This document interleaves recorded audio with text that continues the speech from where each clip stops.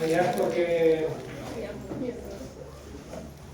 cubrir hoy día, así que después vamos a iniciar ahora mismo la actividad. Y la idea es tratar de entender cómo es que somos capaces de reaccionar a estímulos. ¿Okay? Y cuando uno reacciona a estímulos, y si estamos hablando de una reacción nerviosa, estamos hablando de excitabilidad nerviosa. Excitabilidad nerviosa uno lo puede definir como lo fácil o difícil de activar el sistema nervioso para producir una respuesta, bueno, primero una sensación y posteriormente una respuesta. Y ese va a ser un poco lo que voy a tratar de elaborar durante esta clase. Es fundamental para nuestra vida tener esa capacidad, porque nos podemos defender. Por ejemplo, si algo nos produce dolor, nos vamos a defender del dolor, vamos a escapar del dolor, porque el sistema nervioso se activó y estamos produciendo respuestas basadas en esa activación. La excitabilidad nerviosa también nos permite ser capaz de alimentarnos, porque tenemos la sensación de hambre, y esa sensación de hambre la vamos a convertir en respuesta a través de la excitabilidad. Y finalmente somos capaces de enamorarnos porque tenemos sensaciones, respuestas que nos van a llevar también a buscar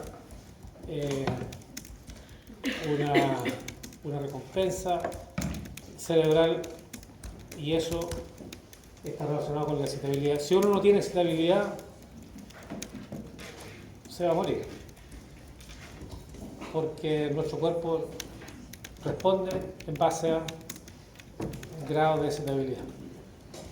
Así que lo siento si no tiene excitabilidad. Y espérate, a ver, ¿y cuál uso para avanzar acá? Eso, muchas gracias. Ahí se va. Esto definitivamente es poco ergonómico, el sistema. Antes teníamos el computador acá y era un poco más... ¿Al sistema se refiere a la...? Claro, como que está disociado, como que el cerebro tiene que funcionar en ambos modos. Ok. Esto es bastante general y habla de la organización anatómica funcional del sistema nervioso. Y hay múltiples formas de dividir, y esta es una de ellas. Entre paréntesis, habitualmente subo toda la clase a Canvas, así que lo van a tener disponible ahí. Miremos, por ejemplo, esta forma de dividirlo: sistema nervioso central, sistema nervioso periférico, de una forma. Y si uno mira el sistema nervioso central, puede dividirlo a su vez en médula espinal y después todas las estructuras que vienen hacia arriba hasta llegar al encéfalo. El periférico, tenemos el sistema sensorial, que nos va a preocupar ahora, y el sistema motor. Entonces, el sistema sensorial permite sensar estímulos y el motor responder a estos estímulos. Y el sistema motor tiene una división somática, músculos esqueléticos, soma, tico, cuerpo, y el sistema nervioso autónomo o neurovegetativo, que es una parte también del motor, pero que no habla mucho. responde pero no habla. El motor habla, o el somático habla porque habla con movimiento.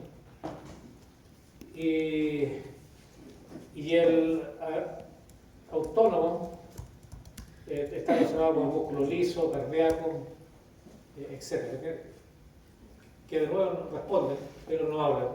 Y todas las respuestas que dan están asociadas con la excitabilidad.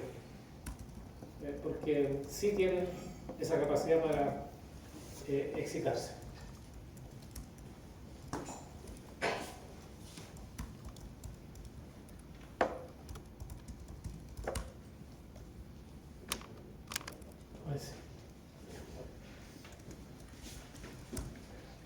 Hay diferentes tipos de neuronas porque el sistema nervioso es complejo. Ustedes saben que el cerebro tiene muchos billones de neuronas y cada neurona tiene múltiples sinapsis. Por lo tanto, la complejidad también está asociada con el tipo y la forma de la neurona. Hay neuronas uniculares, bipolares, ¿verdad? Y la neurona bipolar tiene un soma, acá correspondería a un axón, a lo que podemos llamar dendritas, y el receptor sensorial que está en la periferia. Esta neurona pseudo-unicular es importante para el contexto que vamos a estar revisando a través de múltiples clases, y tiene un soma, un pequeño axón, y después se divide en dos polos, ¿no? Y por eso se llama pseudo-unicular. Esta neurona se encuentra en el ganglio de la raíz dorsal. El ganglio de la raíz dorsal. ¿Okay? En el ganglio de la raíz dorsal. Déjame indicarlo varias veces porque nos permite sentir las sensaciones de tacto, presión. Corresponde a la primera neurona, es periférica, y corresponde a la primera neurona de la vía de las sensaciones de tacto, presión. Y también la primera neurona en la sensación de dolor. Y la neurona periférica en la sensación de dolor. Cada vez que tenemos un dolor dental, una pieza dental, es la primera neurona que se activa. Y esta neurona, el cuerpo de la neurona está en el ganglio del trigémino. No está en la raíz dorsal, pero está en el cuerpo del ganglio del trigémino. Entonces es una neurona importante. Y vamos a verla varias veces. Y yo creo que si ustedes entienden la importancia de esta neurona, van a entender mejor algunas características del dolor. Y finalmente la neurona multipolar. La corteza cerebral tiene neuronas multipolares y, como ustedes pueden imaginarse, esta neurona recibe información de múltiples regiones y va a integrar la información en el cuerpo y finalmente va a enviar la información a través del axón hacia otras regiones cerebrales o periféricas. Y no se me arranque esa porque esa la quiero resaltar. Esta la vamos a ver después, pero quiero enfatizar esta neurona que está acá, ¿no, verdad? Esa neuronita que está acá, esa es la neurona de la raíz dorsal, del ganglio de la raíz dorsal. Ustedes ven que aquí está el ganglio, ese ganglio, esa es la médula espinal, puede ser nivel lumbar, cervical, etc. Y el cuerpo está en el ganglio, entra a la médula espinal, entra la médula espinal y tan pronto entra la médula espinal se va a ocurrir una sinapsis. Va a ocurrir una sinapsis. Y esta neurona que está acá, de la raíz dorsal, que viene de nuestro cuerpo, ¿verdad? Viene de nuestro cuerpo. Va a informar, en este caso, del dolor, del fenómeno o respuesta dolorosa. Y está en un sistema que se conoce como sistema de las columnas dorsales. Sistema de las columnas dorsales. Y lo indico porque en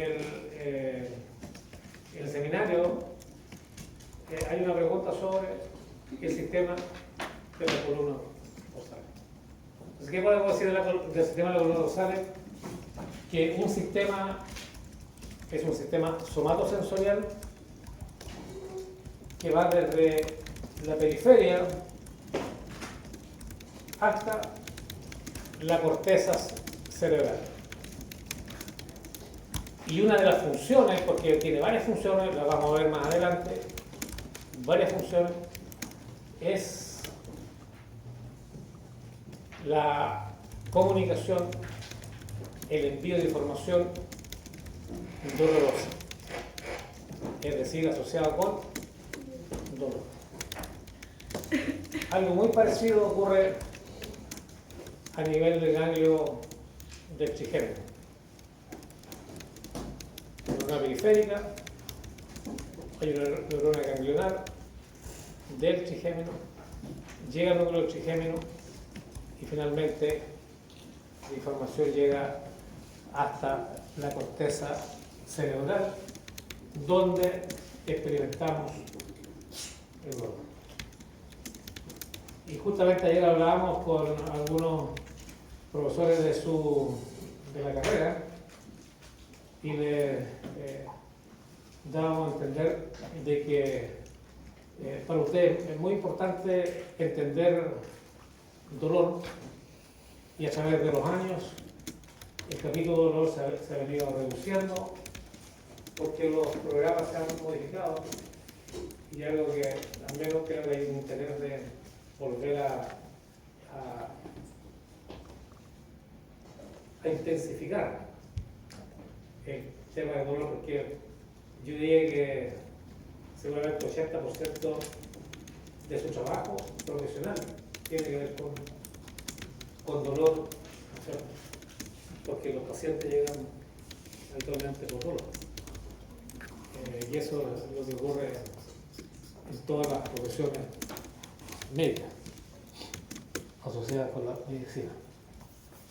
En términos de cómo estudiar esta parte de la materia, bueno, hay algunos casos clínicos que tratamos de incorporarlos, que sean buenos para ustedes, que sean asociados con elementos que ustedes van a estar viviendo, ya quizás pueden haber vivido.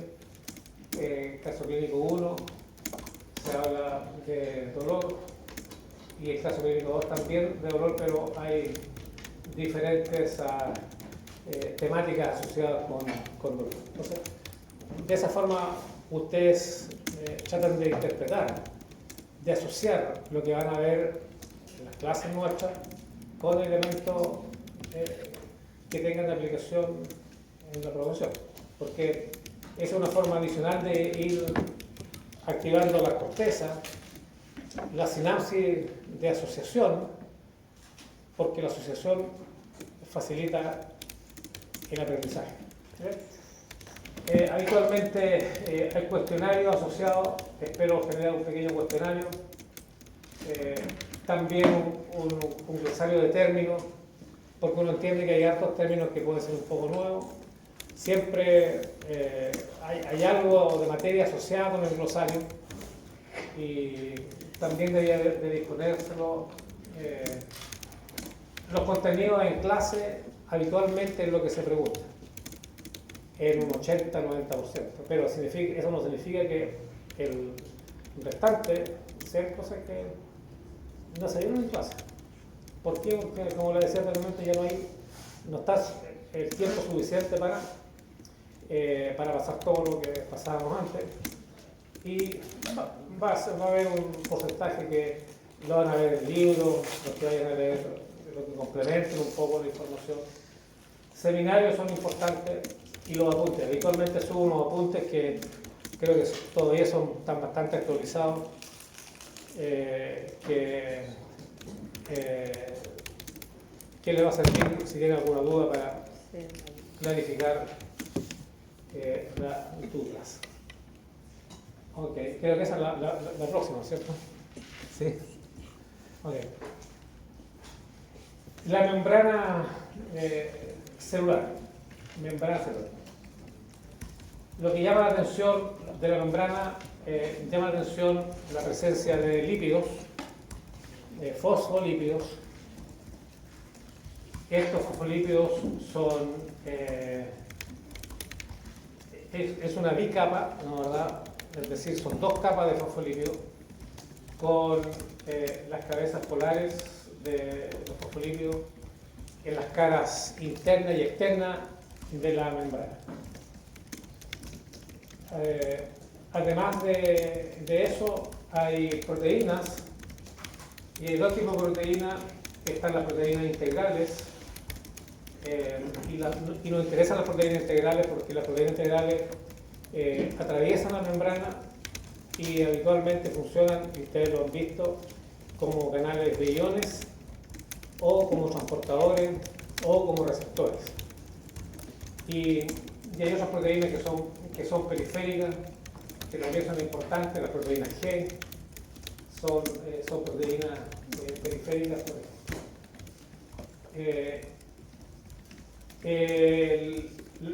La característica lípida de la membrana le confieren un grado de impermeabilidad. Es como tener un impermeable, ¿no, verdad? Que tiene una cubierta media, no es gasosa, pero es más o menos de ese tipo de material. Cuando llueve, el agua... ¿Como cerosa? ¿No es cierto? En este caso puede ser una cubierta cerosa del impermeable. El agua se repele. La membrana lo que hace también repelen agua, y más importante, repelen iones. ¿Okay? Por lo tanto, necesitan tener algunos mecanismos para que los iones se puedan movilizar. Y ese ya vamos a ir. Y los elementos que seguramente también lo han visto es que esto tiene su mente propia, gracias. Hay asimetría entre los iones que están fuera de la célula y los iones que están dentro de la célula. Y las asimetrías más fundamentales es que hay sodio fuera de la célula y poco dentro, ¿no es cierto? 142 mili equivalente por litro.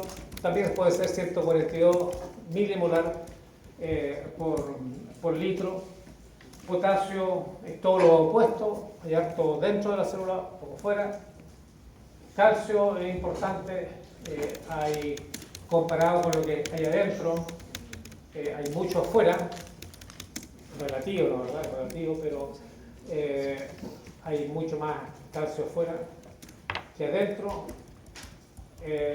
Cloruro también hay más afuera que adentro. Proteínas hay más adentro que afuera.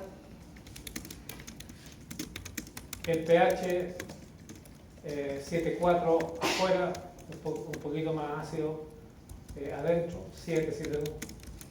Creo que esos son los elementos más importantes. Glucosa, glucosa lo último que menciono, mucho más adentro, afuera que adentro.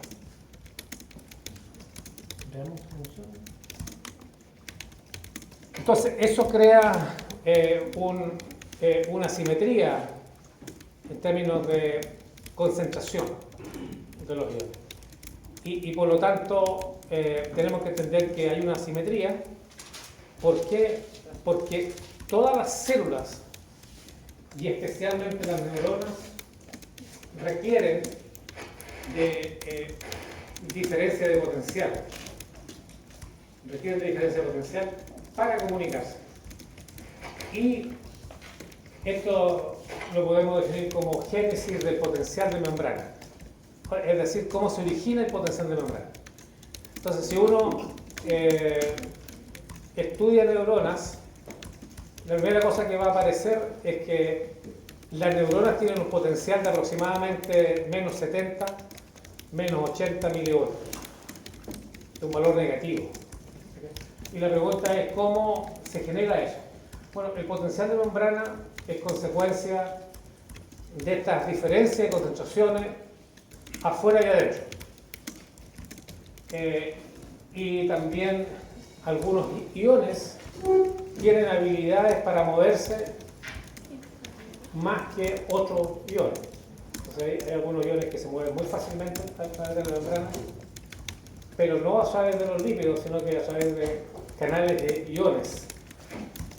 Y también es que la membrana, a través de estos canales de iones, va a tener una permeabilidad selectiva.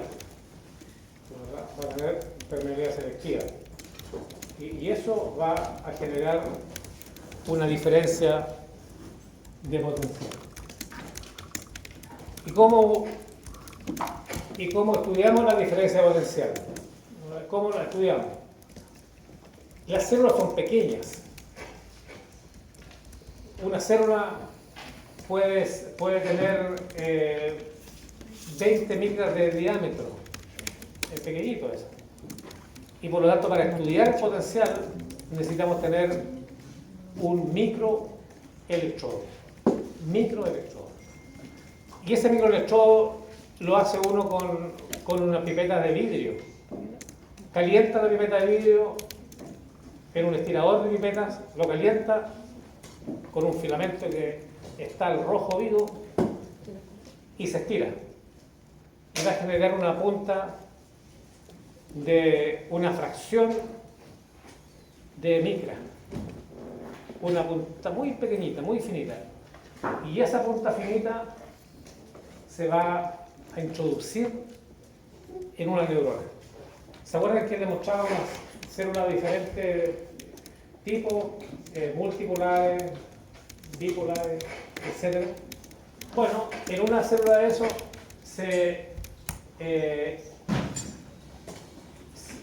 uno con un microregulador causa un rompimiento muy definido de la membrana, de forma que el electrodo queda dentro de la célula.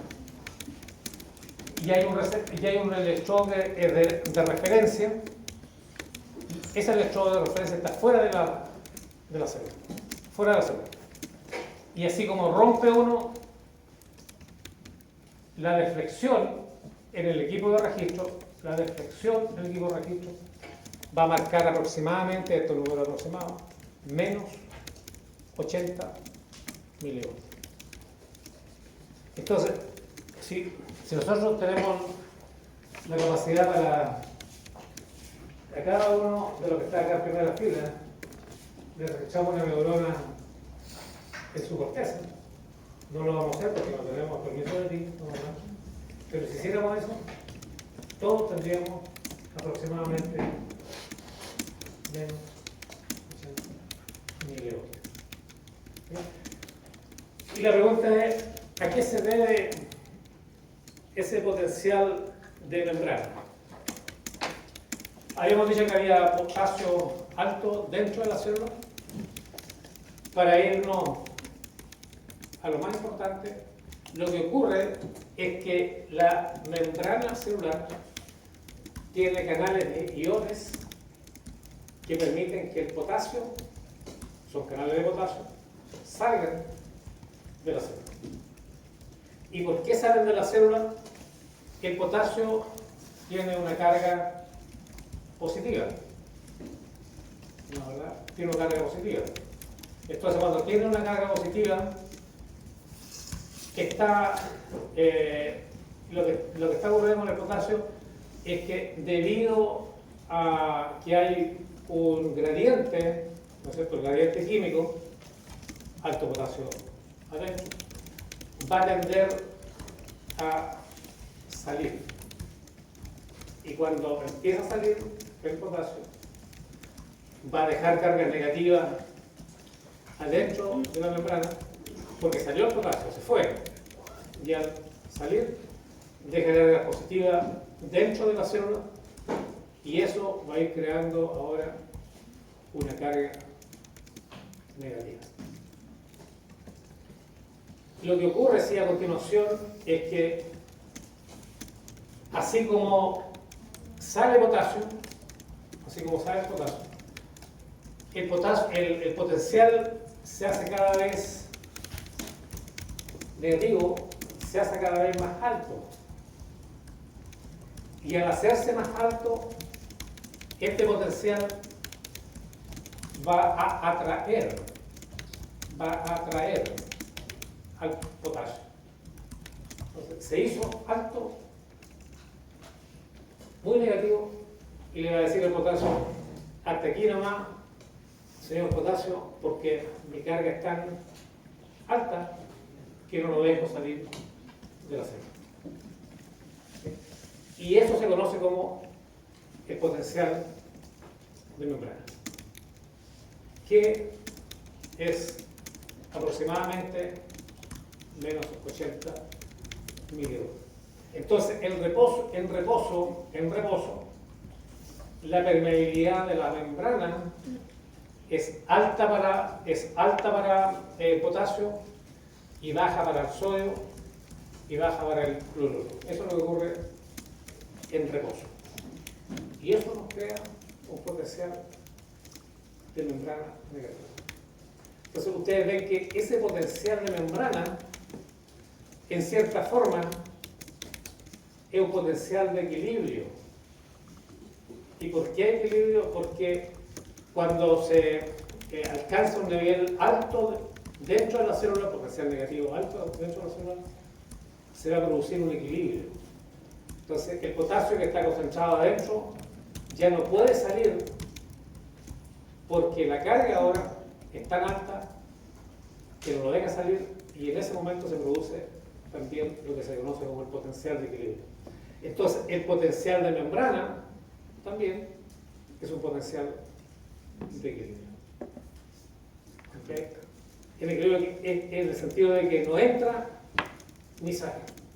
No entra ni sale. A eso se refiere con el equilibrio. ¿Por qué? Porque se alcanzó un equilibrio entre la diferencia de concentración y la diferencia de potencial. Profe, una pregunta. Cuando usted explica esto de que se alcanza el potencial de membrana y también el potencial de equilibrio, ¿se refiere específicamente al potasio o eso puede pasar con cualquier otra molécula que haya? Fantástica la pregunta, ¿eh? En este caso estamos hablando de potasio, pero todos los iones que tienen carga tienen las mismas características. Excelente pregunta. Es decir, va a haber un potencial de equilibrio para el potasio, un potencial de equilibrio para el sodio, un potencial de equilibrio para el cloruro, porque son esas fuerzas que están interactuando. Fuerza química y fuerza eléctrica que van a llegar a un punto donde se produce el equilibrio.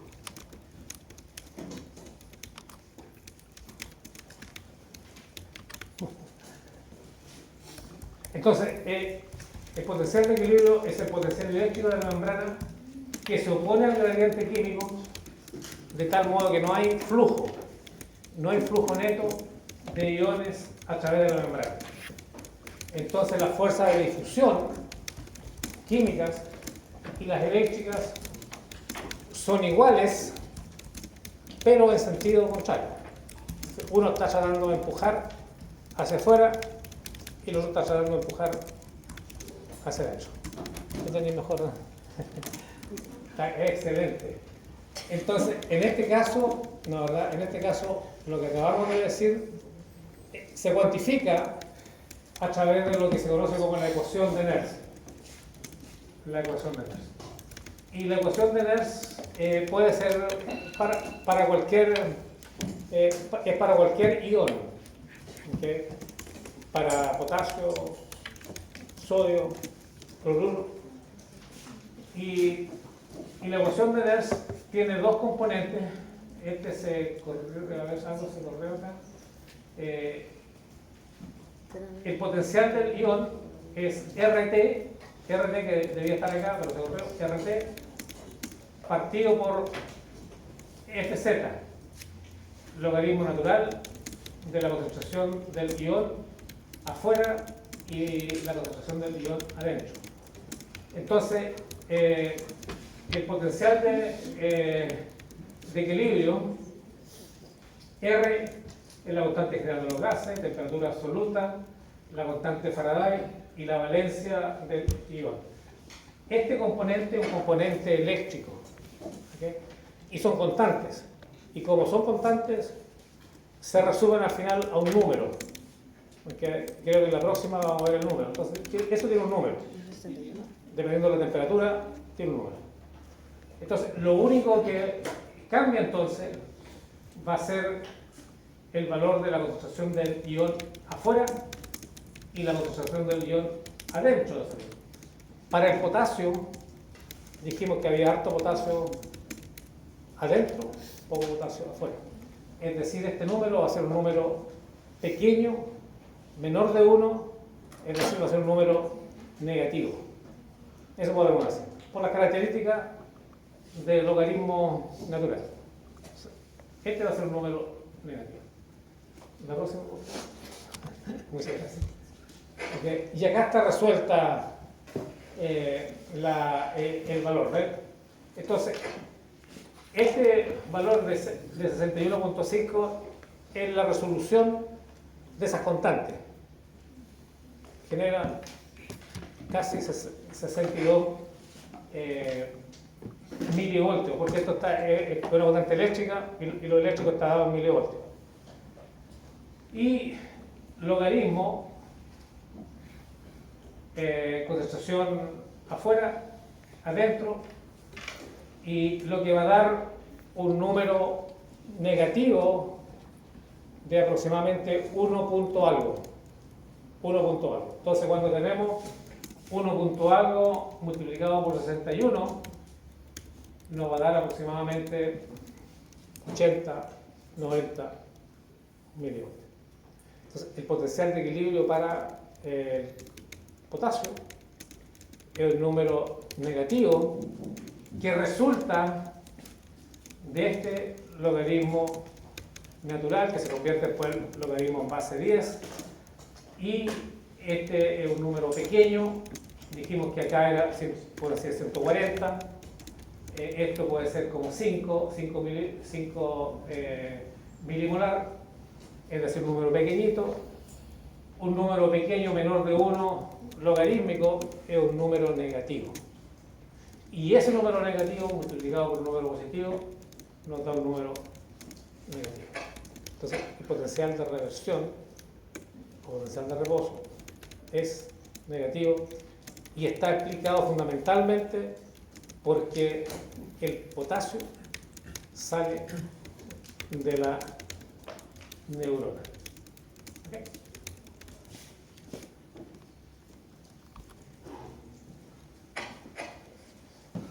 Esta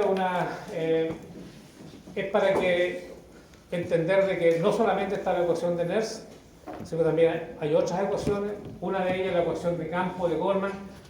La única diferencia con la ecuación que vimos anteriormente es que ahora se incorporan, a medir potencial, se incorporan el sodio, el cloruro y estas permeabilidades relativas. Es decir, conceptualmente, una neurona en el cerebro, el potencial de membrana va a depender mayoritariamente del potencial, o va a depender del potasio, y en mucho menor, mucho menor valor a sodio y a cloruro. Pero esas son finezas, ¿no, verdad? El concepto es que el potencial de equilibrio, el potencial de reposo de la célula depende mayoritariamente de qué ion, del potasio, ¿no, verdad? Y mucho menor el sodio. Y de hecho hay neuronas, porque se ha estudiado, se ha demostrado, que dependen fundamentalmente del potasio. Entonces, cuando uno habla de potencial de reposo de una célula, es el potasio que tiene un predominio casi de un 90 y tantos %. ¿Y aprieto la mano? Ok. Imagínense ustedes que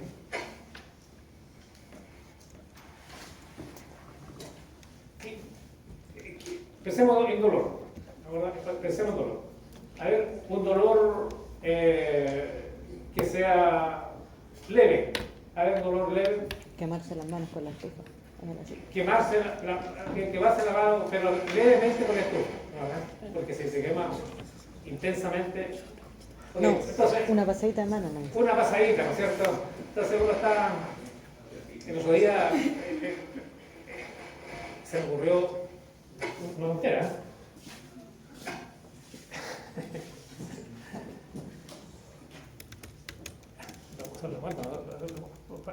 Para contarle las tonteras que hace el profesor.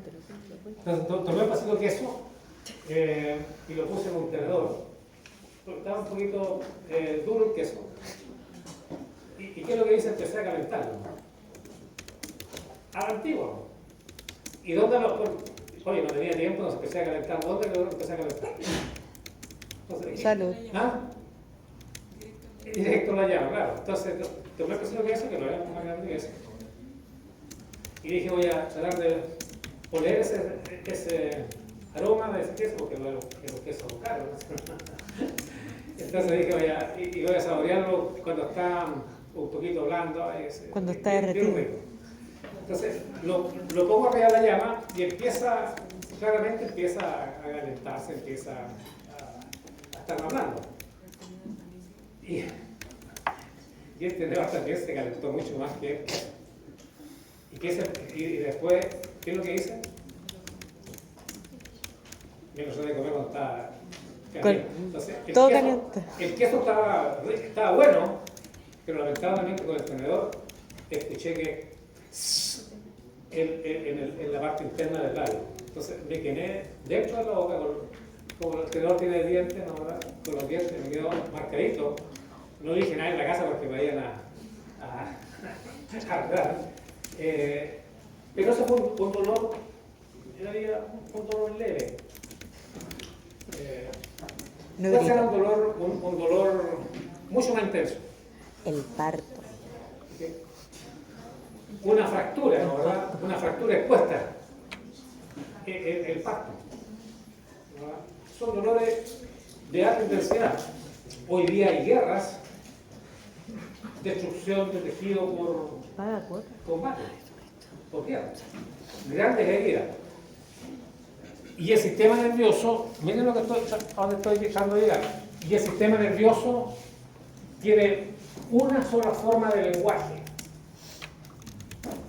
Entonces, tiene que ser capaz de transmitir estímulos leves, pero también tiene que ser capaz de transmitir estímulos muy intensos. ¿Cómo lo hace? ¿Cómo lo hace el sistema nervioso? A ver, acá necesito la ayuda de usted. ¿Cómo lo hará? Nos Porque van a tiene hacer dos sola sentir el moneda. dolor. Y la moneda son potenciales de acción. No hay otra forma. No hay otra moneda del sistema nervioso. La transmisión ocurre con potenciales de acción. ¿Dónde está la diferencia entonces para transmitir diferentes intensidades de dolor?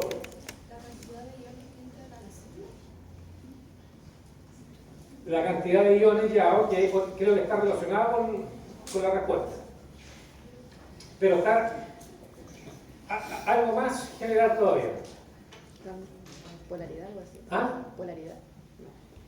Es que la polaridad siempre va a estar moviéndose desde menos 80 a más 30 que el potencial de acción. Siempre se va a mover en esa dimensión, ¿no?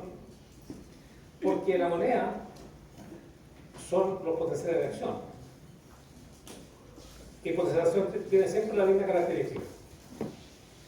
Empieza de 80 y termina en más 30.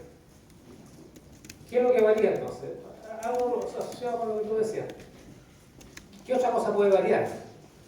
Puede ser, por ejemplo, la frecuencia del dolor. La frecuencia, pero ¿la frecuencia de qué? El dolor en el sentido de que puede ser instantáneo, lo otro puede ser como permanente. Entonces, Ok. Tiene que ver con la frecuencia, pero no del dolor. Porque uno habla de dolor en términos de intensidad. Pero va a ir correcta con la frecuencia. ¿Frecuencia de qué entonces? De iones. ¿Ah? De iones. Es más o menos parecido a lo que decía ella, pero hay otra cosa que está ocurriendo. ¿Frecuencia de qué? ¿Frecuencia de? Frecuencia de los potenciales de acción. Cuando uno se quema levemente, dispara unos cuantos potenciales. Pero cuando uno tiene una gran herida, dispara una enorme cantidad de potencial. no era como esa gráfica que se me había mostrado cuando aparecían como potenciales como pequeños y después cuando superaban el potencial. No, está más acá. Está descrito acá. Entonces, si ustedes, por ejemplo, y lo mismo ocurre con las emociones. Imagínense que están recién enamorándose. El corazón, ¿no es cierto?, la tira un poquito más rápido. ¿Sí o no? O no le late al corazón. Sí, pues le late al corazón. Es parte normal de la fisiología. Entonces uno se está recién enamorando, late un poquito más rápido al corazón. Pero ahora están enamoradísimos. O enamoradísimos. O lo que sea. ¿Qué va a ocurrir? ¿Qué va a pasar al corazón? Va a tratar de arrancarse por la hoja, ¿cierto? Porque está muy rápido. Lo mismo, una emoción lenta o bajita, una emoción intensa.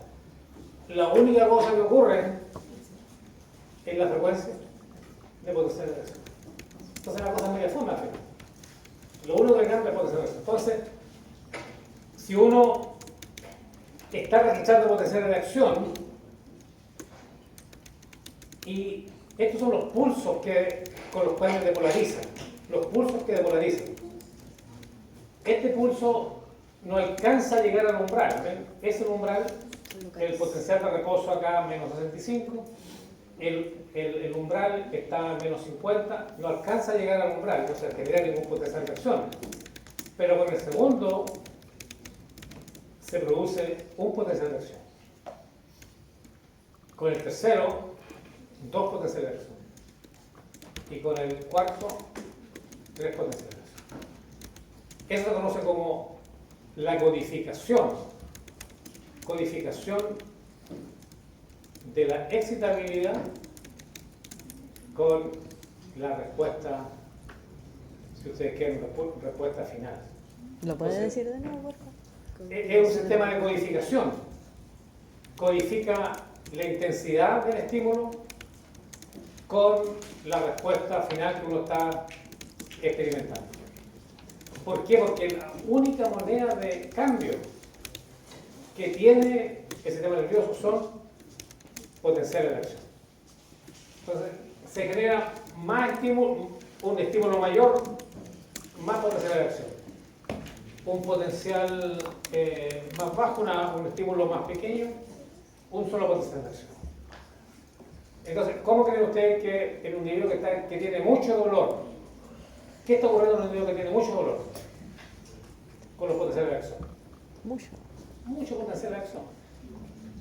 Los potenciales de acción asociados con la activación de neuronas sensoriales es muy intenso, muy alto. Y es por eso que uno está sufriendo el dolor está agotado ahí porque el dolor intenso inhabilita bastante al individuo. Entonces, hay un potencial de reposo. Si uno estimula, se producen respuestas locales que finalmente se van a convertir en potencial de acción cuando lleguen al umbral. Al llegar al umbral se producen los potenciales de acción. Y cuando se produce el potencial de acción, se produce de tal forma que una respuesta todo o nada. Todo o nada. Acá, con este estímulo es nada y con este estímulo es todo. Y a pesar de que este estímulo es mayor, la respuesta es todo. La segunda respuesta es todo. Y con una respuesta, con un estímulo aún mayor, la respuesta es todo, todo, todo. Entonces, el potencial de acción tiene un modo nada y un modo todo. Puede ser una canción, ¿no es cierto? Todo o nada. Pero para los que tienen características de la música. Entonces, el estímulo que tiene esta duración varía la amplitud. Si uno estimula con respuestas bajas, se va a producir una respuesta local, porque no se convierte en potencial de acción. El potencial de acción tiene la capacidad de viajar, de propagarse. Se propaga. Si yo me golpeo el dedo, voy a sentir el dolor acá arriba. Se propagó. Si yo me golpeo el dedo despacito, no voy a sentir dolor, porque no se propagó. Llega al umbral y se producen potenciales de acción que se propagan y llegan finalmente a la sinapsis. Un potencial de acción va a producir una liberación de esta vesícula limitada. Múltiple potencial de acción va a producir mucho más liberación. Y ahí estamos empezando a entender ahora cómo se conecta el sistema nervioso. Porque tenemos que conectarnos. ¿Okay? Tenemos que ser capaces de conectar diferentes neuronas a través de sinapsis. El potencial de acción tiene dos ciclos. Tiene un ciclo rápido, que es positivo, y un ciclo lento, que es negativo. El ciclo rápido involucra depolarizar, es decir, llegar a potenciales más positivos hasta llegar al umbral, ¿cierto? Se llama depolarización. Y cuando ocurre eso, se genera una apertura de canales de sodio, canales de iones de sodio. Eso produce una corriente iónica. Esa corriente iónica depolariza la célula. Entonces, depolarizó desde menos 80 hasta más 40. Eso depolariza. Cuando la membrana se depolariza, se abren los canales de potasio. Cuando se depolariza la membrana, se abren canales de potasio. El potasio, cuando abre el canal de potasio, el potasio sale de la célula. Aumenta la corriente de potasio. Y se produce una hiperpolarización. Es decir, el potencial de acción tiene dos fases. Tiene la fase rápida de depolarización y una fase más lenta de hiperpolarización. ¿Okay? Hiperpolarización. Esta es la fase rápida y la fase lenta. Entonces, para producir un potencial de acción, tenemos que tener fase rápida, fase lenta. ¿Y a qué se debe la fase rápida? A canales de sodio, y la fase lenta a canales de potasio. El canal de sodio o el potencial de acción depende de cloruro, perdón, depende del sodio, depende del sodio. Este potencial está registrado con 100% de sodio extracelular, y si uno baja a 33, ustedes ven que el potencial de acción cada vez es más pequeñito. Y aquí ahora se pone filosófico, ¿no es cierto? ¿Por qué se pone filosófico? ¿Qué es lo que es el sodio? ¿Ah? ¿Qué es lo que es el sodio? Un elemento Oye, un elemento.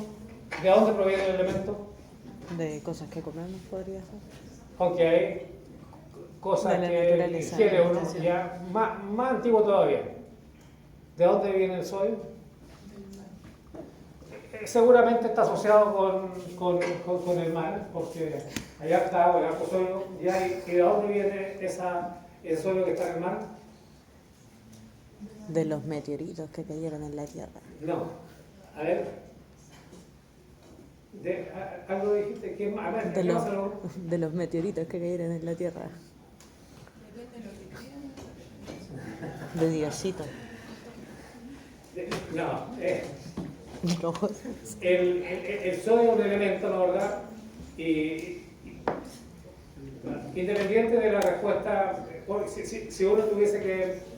Pero igual yo creo que uno puede decir que es muy probable que acá está el dilema de la creación o de la evolución, o qué es lo que pasó en el momento cero. Entonces, toda la evidencia que hay, ahora si no hay, estamos hablando de religión, o de creencia, es que en el momento cero se produce una explosión, ¿no, verdad? Y esa explosión es seguida de otras explosiones, de tal forma que empiezan a nuclearse los elementos más elementales. Y el elemento más elemental de nuestro universo, ¿cuál será? Es el helio. Ese es el elemento más, y se va y sigue complejizándose hasta que se forma el sodio. Y el sodio es parte de lo que se creó en algún momento después de la mega explosión, y esa mega explosión llegó a la Tierra, parte de los elementos, tal cual llegó el oro, la plata. Entonces nosotros, para experimentar, porque aquí estamos experimentando nuestra realidad, tenemos dos posibilidades. Una, para la gente que tiene convicciones de creencia, claro, fue un ser poderoso que creó esta posibilidad, y lo otro es que esto resulta de esa explosión que todavía siguen ocurriendo en algunas partes de nuestro universo. ¿Estamos de acuerdo? Sí. Ahora, yo personalmente, yo creo que quizás ambas cosas van juntas. Pero quién sabe, vamos, en algún momento vamos a entrar. Entonces, el sodio, que es algo tan sencillo, es parte de nuestra vida. Okay. El canal de sodio es una proteína. El canal de sodio es una proteína. Y una proteína que tiene un trabajo espectacular durante el potencial de acción. El canal de sodio tiene al menos,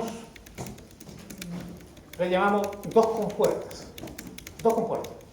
Hay una compuerta de activación que está dentro del poro, del canal y hay una compuerta de inactivación.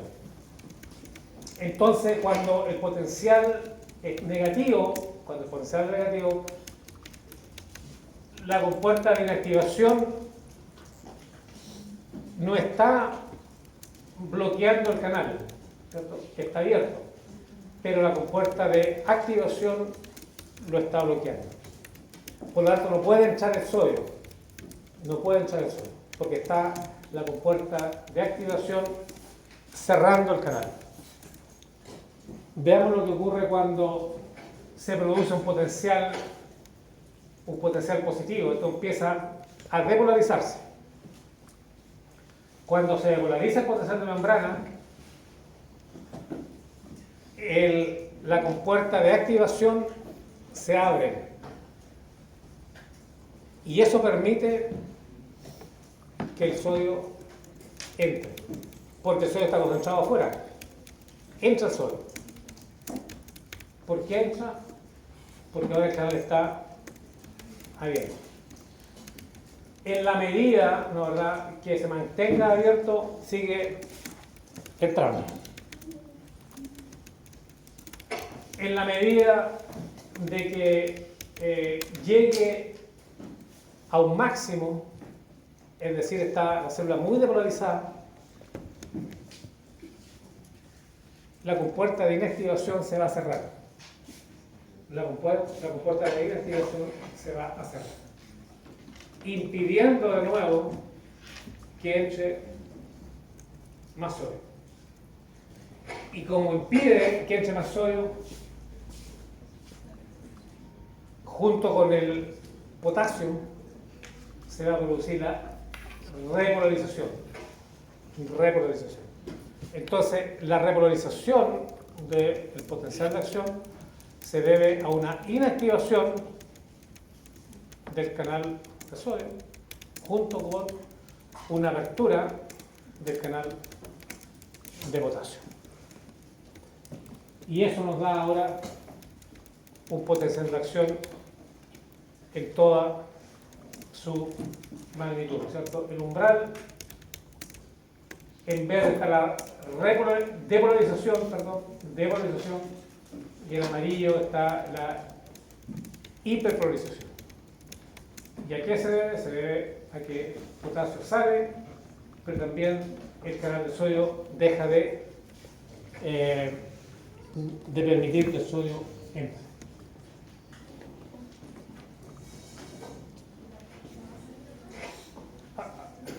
El concepto de excitabilidad. Siempre nosotros podemos decir, ok, esto es más excitable que menos excitable. Por ejemplo, uno puede pensar, los labios son altamente excitables. Le estoy hablando de la función romántica y erótica, estoy hablando de la función sensorial. ¿Okay? Son altamente excitables. Mientras que la espalda es muy poco excitable. Una persona que rápidamente reacciona, uno dice, es una persona hiperexcitable. Y alguien que es tranquilo es poco excitable. Entonces hay un concepto de excitabilidad. ¿Okay? Y el concepto de excitabilidad es importante porque un cerebro excitable es aquel que puede quizá aprender más fácilmente o tener una epilepsia más fácilmente, porque la epilepsia sigue la excitabilidad. Si hay mucha excitabilidad cerebral, puede tener epilepsia. Entonces hay una línea bien delgadita. Lo importante es que durante el potencial de acción hay dos tiempos que son importantes. Por ejemplo, está lo que se conoce como el periodo refractario absoluto. El periodo refractario absoluto, que está en naranjo, es un periodo de tiempo donde si uno estimula de nuevo el tejido nervioso, no se produce ningún potencial de acción.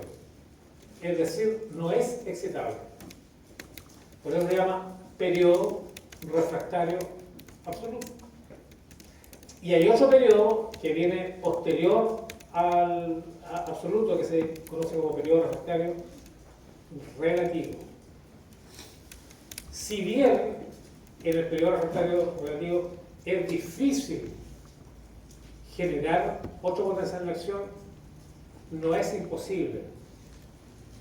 Si yo estimulo con un estímulo mayor, voy a poder generar un potencial de acción. Yo tengo que aplicar un potencial mayor. Por eso se llama relativo. Entonces uno dice, ok, el cerebro se activa, muchos potenciales, pero tiene un cortapiso. El cortapiso es el potencial o el periodo refractario absoluto. Y después relativo. ¿Y por qué cree usted que está este cortapiso? ¿Por qué debe estar este cortapiso? A ver, ¿por qué cree usted? Pero, algo que se me ocurre, a ver. Sé que no hay respuesta. Porque no puede estar todo el tiempo un activo con potencial. Uno se moriría. ¿No es cierto? Si no tuviese un cortapiso, el cerebro se sobreactiva, entramos en un estado de convulsión, coma y finalmente muere. Entonces es un seguro que tenemos en el cerebro. Periodo refractario absoluto. Entonces, si uno ve ahora cómo cambia la excitabilidad, así como nos acercamos al umbral, ¿no es cierto? Aquí está el umbral, la excitabilidad aumenta, claramente aumenta. Cuando estamos saliendo, el potencial de acción hasta llegar a la cúspide, la excitabilidad baja y se mantiene hasta que termina el periodo refractario. Y después hay un pequeño momento donde hay un mayor aumento en la estabilidad, ¿no, verdad? Pero eso no es muy permanente.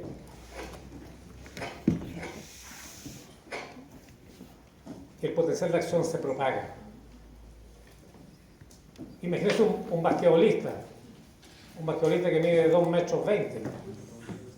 Tiene que ser capaz de propagar al menos casi por 1,5 metros potencial de acción para activar la musculatura que está en el pie. Entonces tiene que propagarse. Y esa es la propagación. Nada más que eso por ahora, pero es casi. Acá se comparan potenciales locales y propagados. ¿Qué es lo que es un potencial local? Habíamos mencionado ya un potencial local que cuando uno estimula y no alcanza a llegar al umbral, ese es un potencial local. Otro tipo de potencial local, el potencial sináptico, que no lo hemos visto, es un potencial local. Y como el nombre lo dice, se produce localmente en una región de la célula. Lo mismo con el potencial de receptor. Potencial de receptor es el potencial de receptor del órgano receptor, que no hemos visto todavía órgano receptor, pero son potenciales locales. Y C es el potencial de acción. Entonces, el término de amplitud, acá están las amplitudes, pequeña, grande, duración,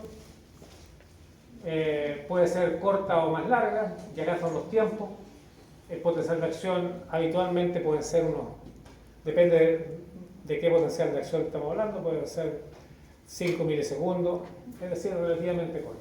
Ok, pero veamos ahora la sumación. No hay sumación en el potencial de acción porque es todo o nada. Y dijimos que había un periodo refractario, entonces no se suma. Pero los potenciales locales sinápticos y de receptor son graduados, es decir, tienen amplitud, llamamos la amplitud 1, amplitud 2, 3, 4, etc. Es decir, va a depender del estímulo. Entonces, al final, el único potencial que genera propagación sería el de acción. Los otros no. Los otros permiten sumar hasta lograr un potencial de acción. El objetivo del sináptico y del receptor es sumar hasta llegar al umbral del potencial de acción. ¿Okay? Esa suma es pequeña, pero es importante. Suma, harto suma, llega al umbral. El efecto acá puede ser hiperpolarizante, depolarizante, hiperpolarizante, depolarizante, y siempre el de acción va a ser despolarizante. Y la propagación.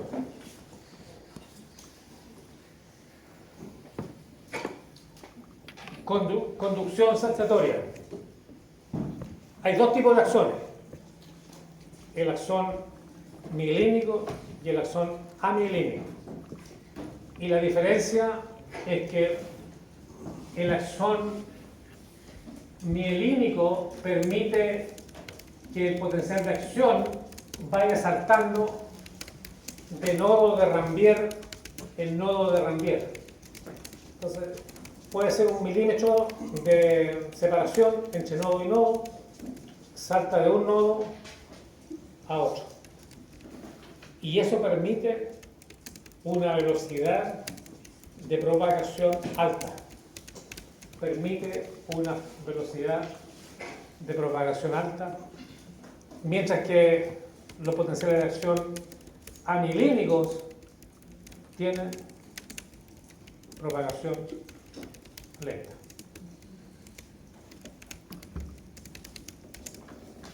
El cerebro humano, cerebro mamífero, ¿tendrá alta fibra mielínica o amielínica? Mielínica. ¿No es cierto? Tiene alta fibra mielínica. ¿Por qué tiene fibra mielínica? Para responder rápidamente. Ok, tipo de fibra nerviosas. Fibras A, y acá tienen alfa, beta, gamma, delta, B, C, que son fibras de las raíces dorsales. Lo que nos interesa acá son las fibras A, delta y las fibras C. Las fibras A, delta y C son fibras que transmiten el dolor. Transmiten otras sensaciones, las vamos a ver más adelante, pero en el contexto de hoy día nos interesa que transmiten dolor. ¿Qué más nos interesa saber? Okay, yo creo que nos interesa saber, porque también es importante para ustedes lo que se conoce como propiocepción. ¿Saben qué es la propiocepción?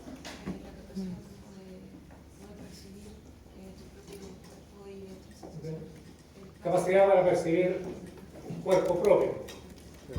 Y en términos de función oral, ¿cuál será? Fuerza de masticación, por ejemplo. Textura, anatomía, Posición, claro, posición de la mandíbula. Eso es propiocepción. movimiento sinestesia, es decir, esas están asociadas con la fibra A alfa. Y la velocidad de conducción de esa fibra puede llegar a 120 metros por segundo. Es decir, vuelan. Es más rápido que mi auto. 120 metros por segundo. Miren ahora las fibras A delta, son fibras que transmiten a velocidad más lenta. Y si uno la compara con la fibra C, la fibra C responde o transmiten todavía más lentamente. Es decir, si uno dijera, oye, hay dolor rápido y lento, está claro cuál va a participar en cuál, porque hay dolor rápido y lento.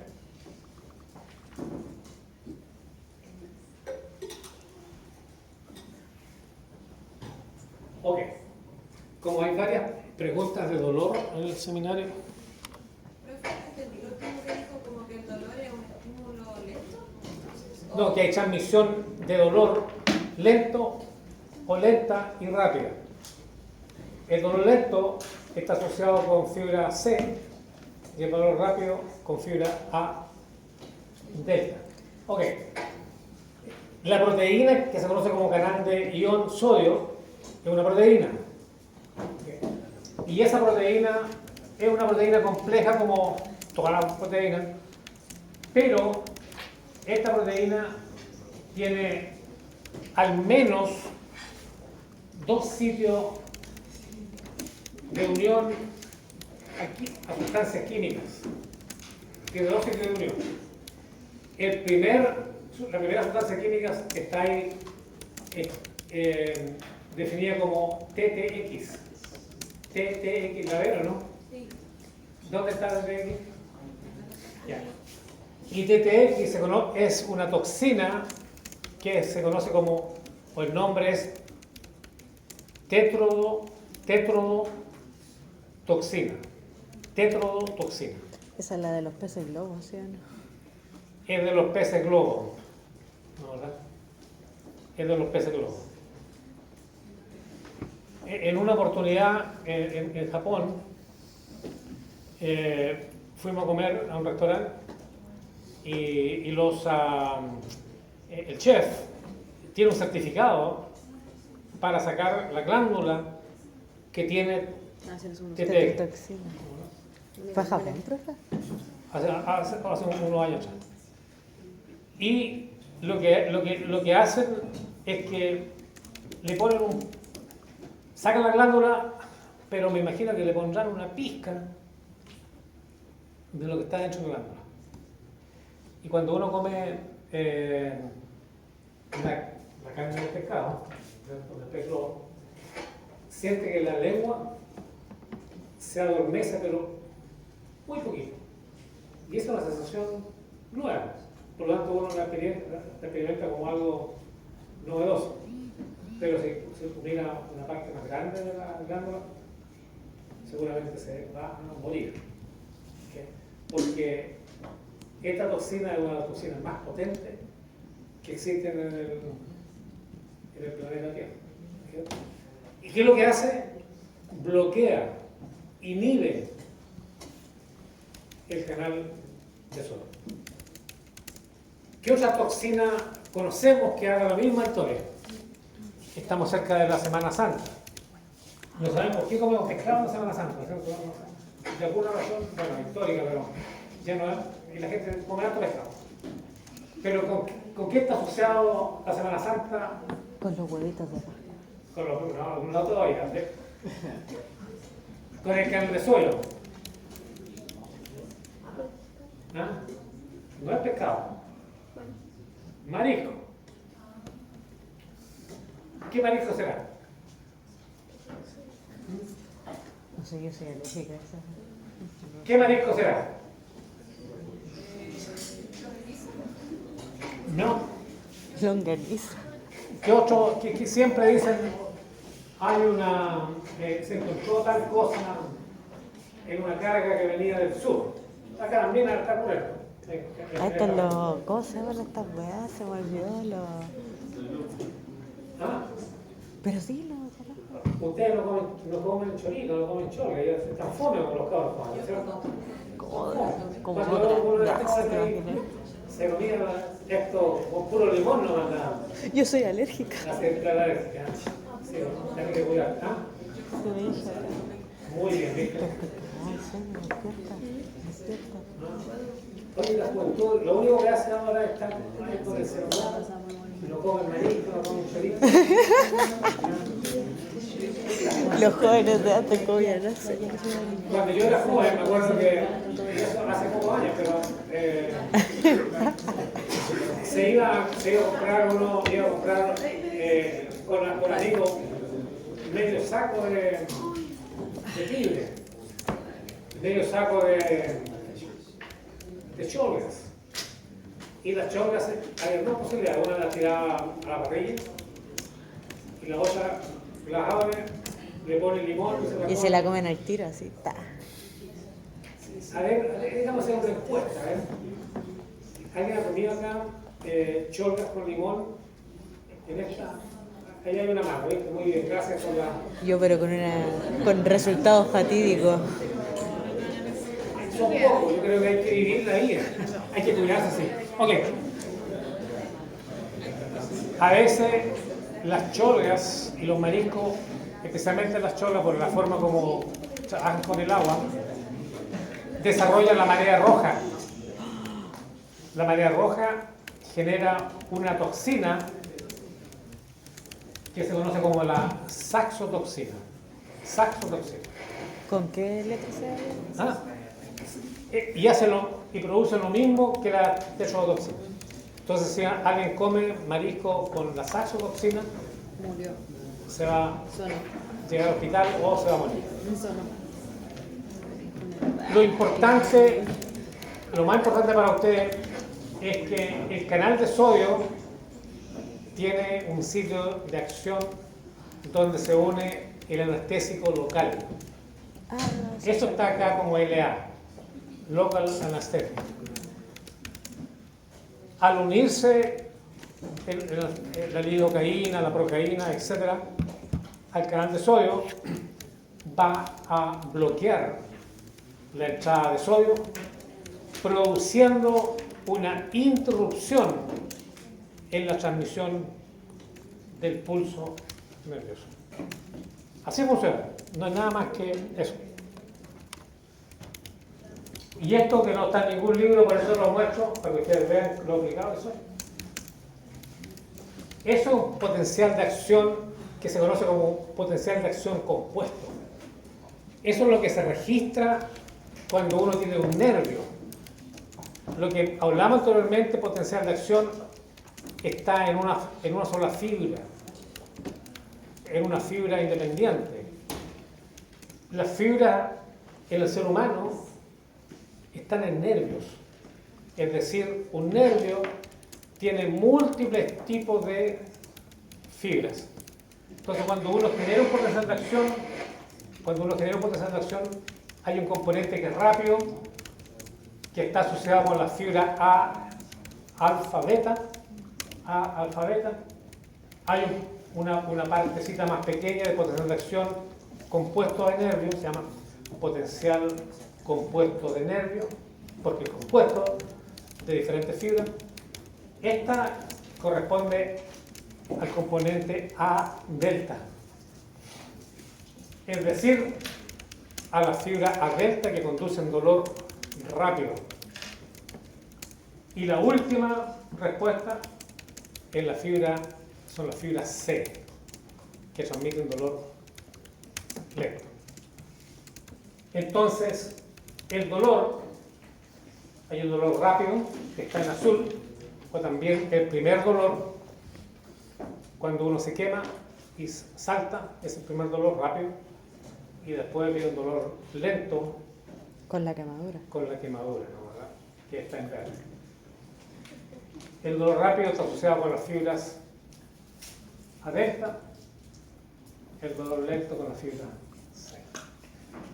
Idealmente el anestésico local tiene que inhibir el dolor lento, el dolor rápido, y no tocar las fibras A, alfa, a beta.